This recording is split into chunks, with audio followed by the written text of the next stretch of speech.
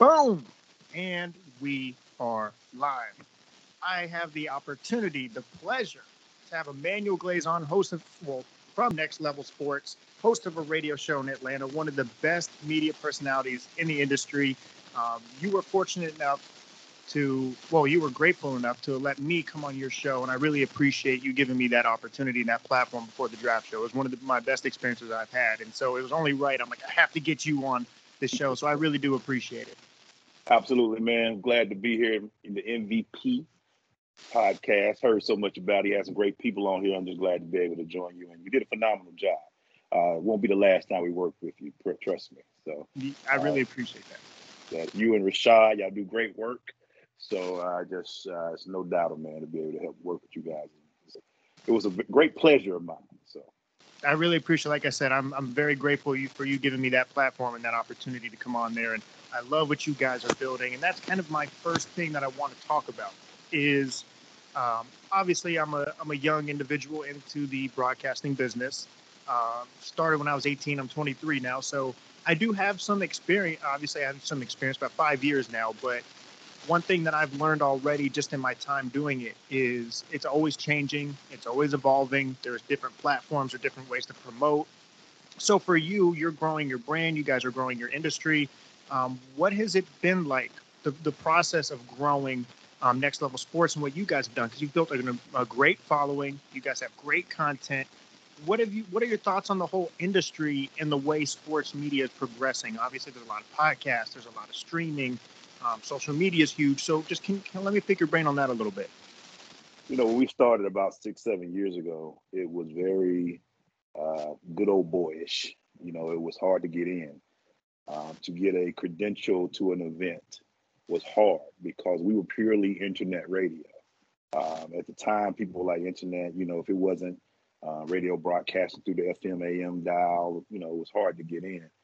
But you just had to push it. And our goal back in the day was to first let people hear the passion first.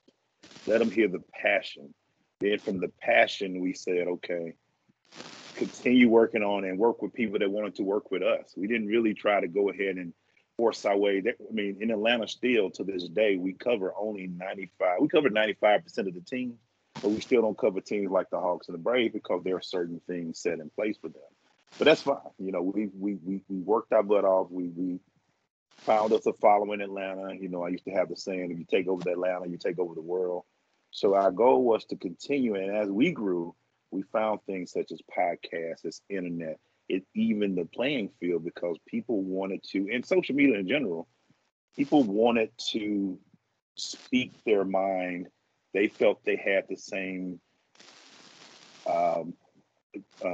ideas and opinions that other people would have. And it became where it grew. And now people who have passion don't have to wait in line, don't have to do internships as much as they want to. They can still do internships, but they still learn to build a craft in their own way. And sometimes building a craft and constantly wanting to still learn for those who have done it for a while. I still have partners who've been in the game 20 to 30 years that I still learn from, because we don't want to say that we know everything, because we don't.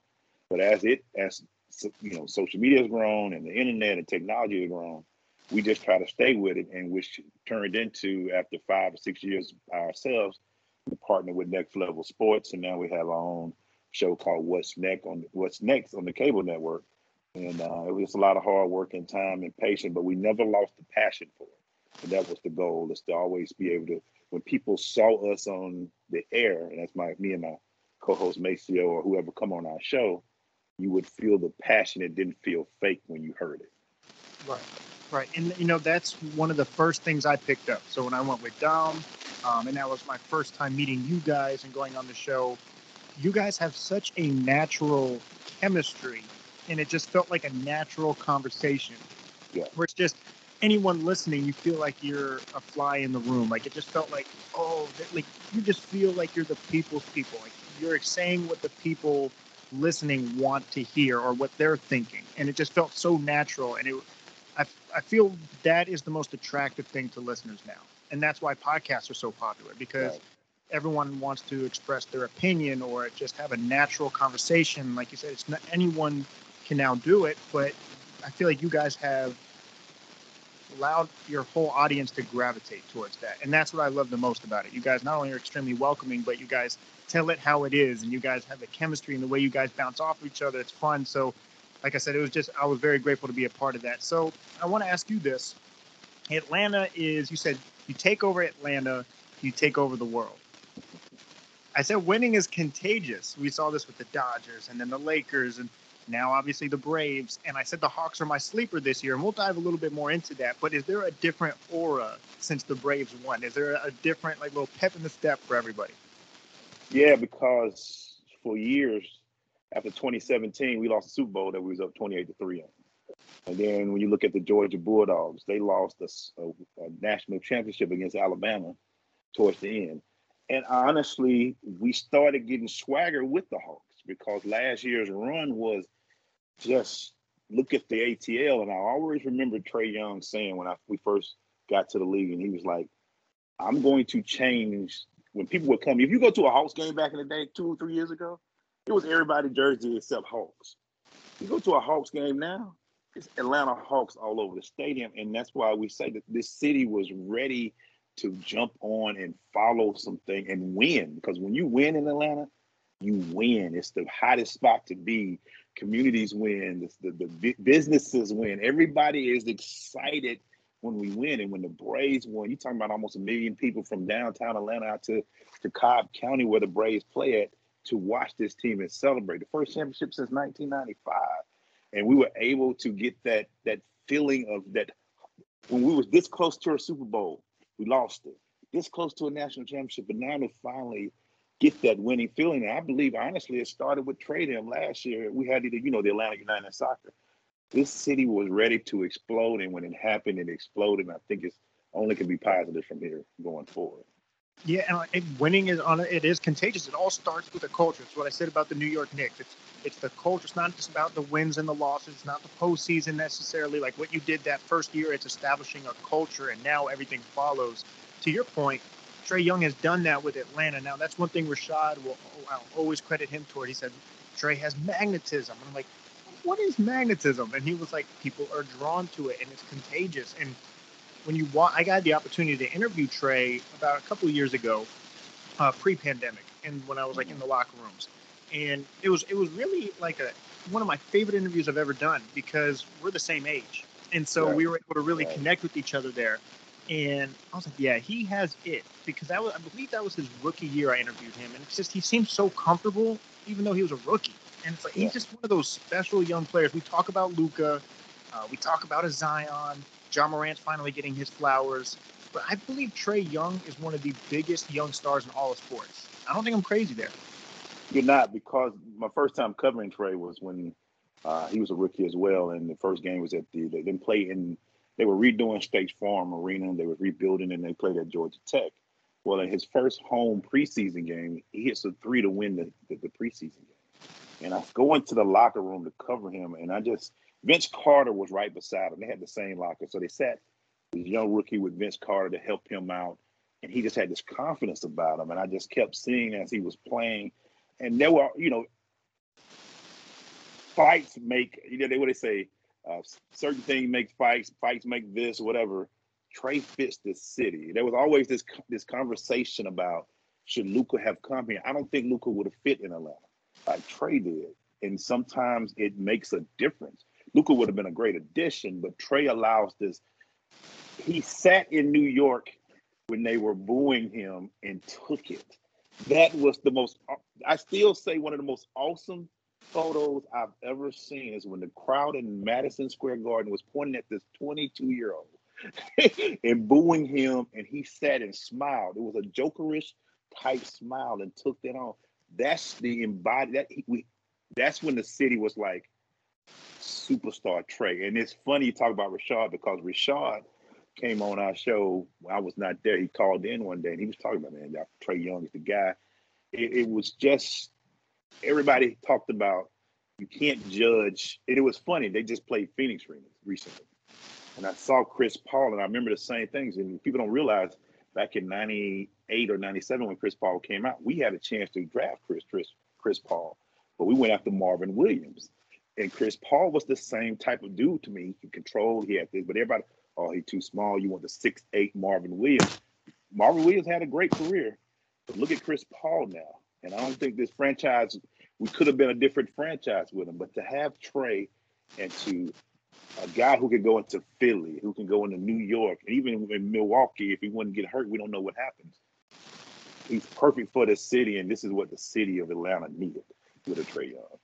Right. And so I made the analogy, I love my analogy. So I made the analogy that I compared, especially in Atlanta, how big music is.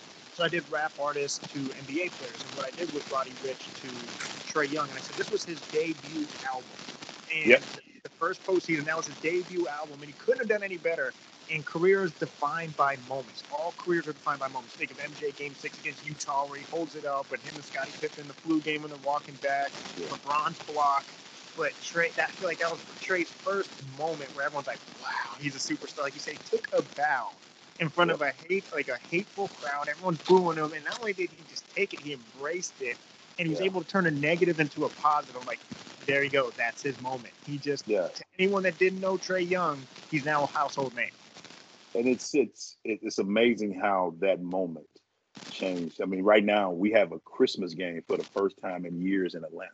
And that's against New York because he's embraced it. He was on a WWE event in New York getting booed at the W. So people know him now. They talked about him. And like you said, the bow would have probably been, you're talking about an album like Roddy Ricch. That's his album cover.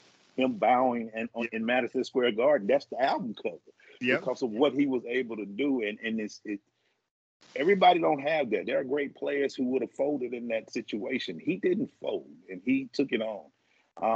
And I think that's what makes him different. And I think that's why the city has embraced him so quickly. It's because of what he's been able to do. Right. Now, let me ask you this. Now, we don't have to dive necessarily too far into it, but everyone's talking about the Brooklyn Nets or the defending champions, the Milwaukee Bucks. The Miami Heat are stacked. The Chicago Bulls look scary. The Knicks have all this momentum going. So the East, I will admit, I believe this is the most balanced and dispersed talent we've seen in the Eastern Conference in a very long time. And you can make the case that they're better than the Western Conference right now. I'm not even talking about Philly, who, even though they have the Ben Simmons issues, they're thriving right now.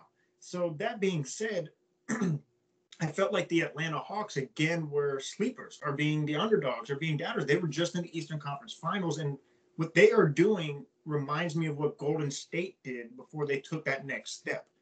And the way they're building and that foundation and building through the draft and building that culture, I believe the Atlanta Hawks, they're my sleepers to make it out of the East. And I'm not just saying that because we both love Atlanta. I truly mean that. What are your expectations for the Atlanta Hawks? Do you see them having that type of success again? They can. I truly believe they can. The team Nate has to go through everything over again. Like last year, he took over a team that needed some energy. His job this year is to create the energy for the team going forward. You got Hawks are 10 deep easy. You got 2 to 3 point guards. You got, they 10 to 11 deep easier. You got young guys like Sharif who are playing now in the G League because they have so much talent up there. So can they handle everybody when they come to town? They're no longer, oh, that's the Atlanta Hawks. They're like, oh, that's the Atlanta Hawks. Can they accept being hunted now? And I'm waiting to see that. And they're still young. They still have some guys who are still figuring out their roles. Bogdanovich and all of them are ready to take it. I want to make sure Trey is – I think he's comfortable with the number one role, but he's trying to do sometimes trying to get everybody into it, involved. And once this team settles down and figure it out, they have tasted the playoffs together. Everybody understands their role. They will be very dangerous. They have the size, the speed, they have great coaching. They are deep. When you can bring Lou Will as your 8th or 9th or 10th player to come off the bench, that's amazing to me. Gallinari's getting his way back in, and you bring in it's a young team that has talent. They can come out the East. I think DeAndre Hunter coming back is going to be huge for him on the defensive end because now he can take on a he might not can do much against the Greek Freak, but at least he can take him on and you can throw bodies at him. And we deep enough at that position, at every position, to be able to be that team that can last with attrition, that can take it to the house. And we have shooters, which is the big thing a lot of NBA teams are, which goes back to your point about Golden State. They are very dangerous once they start shooting. And this team, there's no limit to it. It's just up to them at this point in time. Cam Reddish is my X factor. I believe the Atlanta Hawks go as far as Cam Reddish goes, because I'm not saying he's the best player on the team. That's Trae Young, but he's the X factor. He's taken that step we've all waited for him to take. He has easily 6 Man of the Year written on him. He makes it to where you can sit a Trae and your offense can flow through him. Right. He's 6'8" with wingspan. He can shoot. He's dangerous. And now we're seeing for the first time since draft, heck, since Duke, him being healthy. A healthy Cam Reddish is going to be a problem for a lot of teams. And Nate's going to have that question. Do you keep DeAndre in and keep Werder and Bogdanovich to start it? But then you bring on a guy who's 6'6" to 6'8", who can shoot. Cam will be that guy that team look at and be like, okay, we got a problem. Now you just can't take a break when Trae goes off the court, which some teams do. Now you got to say, okay, how do we prepare for Cam? He is the second best player on the team, without a doubt in my mind. I mean, I've been covering, watched them all this year. And you saw it toward the end of last year during the playoffs, and now you see it now. His skill set is everything. You almost wonder, like, did they make the right pick with letting Zion and RJ in New York go before Cam? But because everybody talked about this upside, and now we're seeing a healthy Cam. It's the sky's the limit with him too. It feels like we're cheating a little bit with him coming off the bench at 6. Yeah, so. Deep. You guys are a 2021 basketball team in the NBA. Young, can shoot, versatile, deep. And that's what Cam's putting up, the offensive numbers we've all wanted him to put up, but defensively, he's elite as well. He can move his feet. He's lanky. He's fast. He's vertical. There they are. That's why they're my sleepers to make it out of the East. People are like, come on, Max, you're just trying to have a bold take. I'm like, no, I just think we look at the Bucks. They lost PJ Tucker, and I think that's going to hurt them late in the playoffs. Miami Heat are older. And I believe Philly, they have their issues right now with the Ben Simmons scenario. Then Boston's a mess. Chicago's nice, but this is their first year together. I just feel like the Hawks have great momentum and their younger players are developing. And they're hungry because yet they're, again, being overlooked. But I want to get your opinion very quickly on the Los Angeles Lakers. Now, I was high on them. I feel like you can never count out a healthy LeBron James and Anthony Davis. No matter what, you cannot count them out. When healthy, they've proven they can win a championship, obviously. But they are older. They do lack shooting. Defensively, I didn't expect them to be this bad, but I try not to be a prisoner of the moment. You try to just let things go out. Obviously, LeBron's focused on health. He doesn't want to happen what happened last year. What are your thoughts on the Lakers? Will they basically blow everything up towards the trading deadline? Do you have faith in them that they'll overcome this, or were you never sold on them to begin with? They just want to get in the playoffs, in my opinion. I just see this team just wanting to get in. LeBron healthy means everything about what this team does. Russell is pressing a little bit right now because he wants to fit in. He doesn't want to screw this thing up with Anthony Davis and LeBron. You saw when both LeBron and Anthony are healthy, they're one of the hardest teams to beat. Carmelo looked rejuvenated to me. But I think it's just going to depend on, unfortunately, they are older, which is going to matter how this season goes. So you might see them sandbagged early in the season to grow in the second half to build their chemistry. And I don't think they want to blow it up yet. Melo coming off the bench is good. I like him coming off the bench. I think we're going to see Rondo do more. We're going to see this team just wants to now survive probably the first half to the All-Star break. They don't want to get any major injuries. Right. Anthony Davis, they probably hold their breath every game with him. Like, please don't tear something or do anything because he matters so much to them in the playoffs. And if you get the combination of Russell, Braun, and if Russell is okay with my job is to not let them, when they maybe have a little down time with them to take over a game and not try to always take over the game. This team is still going to be dangerous in the West to play.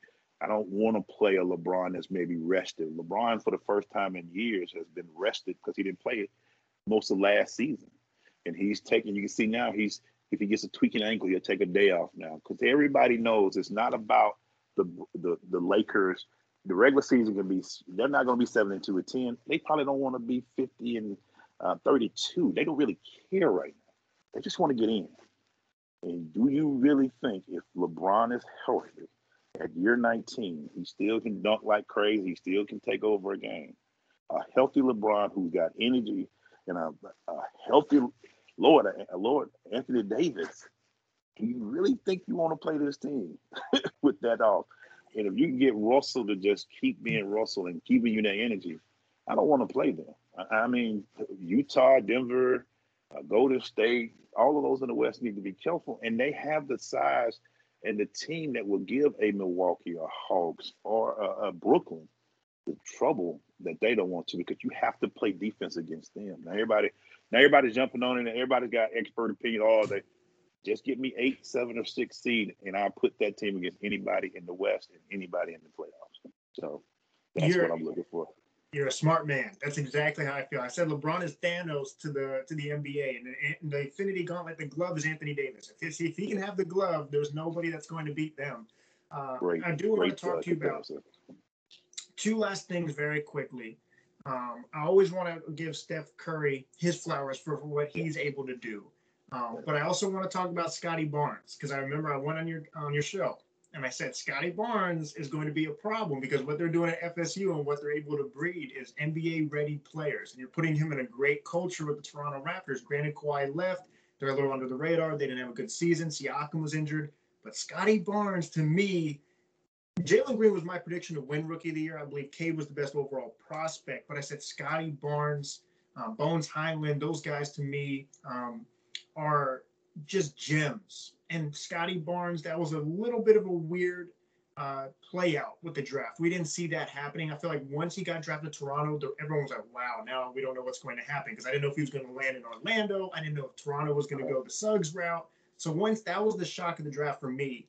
And now he's playing defense on Kevin Durant. He's looking like a versatile problem offensively and defensively. Have you been shocked with Scottie? Sometimes the college games don't really tell the story of these guys once they get to the league, because the league plays better for them.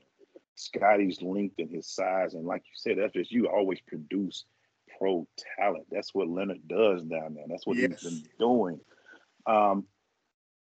You said it about Scottie, so I've been taking a look at him. And I got friends in Toronto. Toronto still has even though they don't have the superstars, they still have a championship culture. They have an idea. They have a culture up there. And Scottie has, I hate saying that players don't have pressure, but when you have a chip on your shoulder a little bit, and they've talked about Cade, they've talked about Jalen, they talked about all these players, and you get to the league, and the league will give you what you give it. If you give it that energy, you give it that work ethic, it will give you that.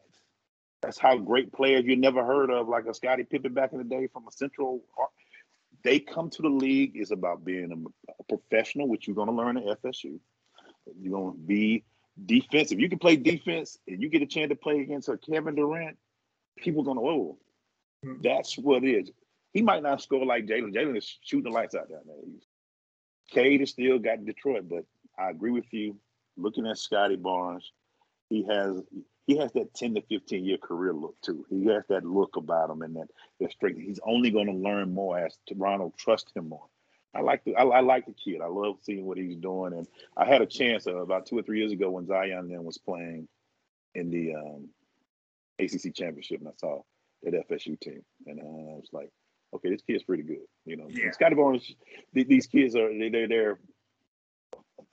That was a good pick. I really like Scottie, and I think Toronto will be very happy with him. And it's different for them because they get him at the homegrown level. They get to watch him grow. A lot of the players that they got before, you had Kyle back in the day and was growing. They have another player they can surround themselves with and watch him grow through the league, which is going to be good for that city. Right. Yeah. He's definitely special. Now, let me ask you this before I let you go. I appreciate you coming on once again. We talked about the Braves changing the atmosphere right now. We talked about it all starting with the Atlanta Hawks. give me something with the Falcons. What do we need to do here? What does Atlanta need to do with the Falcons going forward? Because right now you're having a lot of positive momentum with those other two sports. What do the Falcons need to focus on? It was a big win this Sunday, beating the Saints. This team, you don't know what you're getting. It could be an 8-8 team. It could be a 9-7 team, or I think it's 17 games now. So the team biggest issue, they will score points. You know, Ridley being out, Kevin Ridley being out. Once he comes back, that'll open up a little bit more. This team, once Matt Ryan, he's found another one, Kyle Pitts. He's found his other receiver. The biggest question mark is on the other side of the ball. The defense is very vulnerable to the run. But with this team, they're 4-4 right now. I can't give you a positive either way with them, because games that I thought they would win, they should have beat Carolina, but they lost. But they beat New Orleans the next week in New Orleans. This team is very.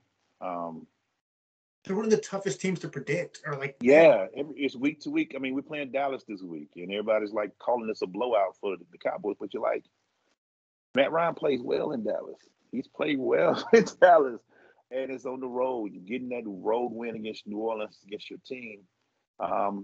They could be a 10-7 team, 9-8 team, and get into the wild card and drive people crazy if they get in there. We didn't see this coming. I thought they would have been a little bit better. I actually thought they'd be about 5-3 right now, but they lost games that they shouldn't have lost. So this, I think the city is rubbing off on them. We go by number 2. When he wants to be dangerous, when it's not about just being efficient, but he wants to win games. Saw last night this weekend versus the Saints, we were down and we had to drive the field, and he did that. And it still kind of rides on Matt Ryan if he wants to. This team, I don't think they're a Super Bowl contending team, but if they get to the playoffs in Arthur Smith's first year, great win for the Atlanta Falcons. That's a great start, for great movement for him as he started his tenure as head coach. Right. Yeah, approach is everything. To your point, it's all about approach, and that's like you talked about the chip on Scottie Barnes' shoulder, the chip on Tom Brady's shoulder. LeBron is still finding ways to have the chip on his shoulder. Michael Jordan watched The Last Dance. Someone doesn't say hey to him at a dinner. The chip on his shoulder. It's like right. It's all about the chip, and that doesn't show up on a stat sheet. That's not how tall you are. It's not a weight thing, but it's just a mental approach to everything. So, Emmanuel Glaze, I truly appreciate your time. I know you're a busy individual, so it's always a pleasure. Where can people find you, your show, social media? The floor is yours, all above. Social media, eGlaze OTV on Twitter and Instagram. I try to post there as much as I can. The show that we're on is called What's Next. It's on Next Level Sports and Entertainment. You can go to NLSE, Next Level Sports and Entertainment.com. Look us up. We show every Monday at 6 p.m. and every Thursday at 6:30 p.m. And we just have fun. We're trying to give you sports in a different arena. And we have guys like Max who come on, and you get to see some great people. We had Lewis Preston on, who you've done some work with. He was on the show tonight. So we're just growing, and just keep up with Max. Max is going to be that dude. I've heard some things about him. He had the Knicks going crazy, and that's what we try to do, man. And that's the goal. And my only advice to you, Max, is never lose love for it. Never lose the love for it. There's going to be many things thrown your way, but continue to love for this sport. It'll always take care of you. I really appreciate that. Thank you once again, and I know we'll be doing work in the future, and we'll talk soon. Absolutely, man. Have a great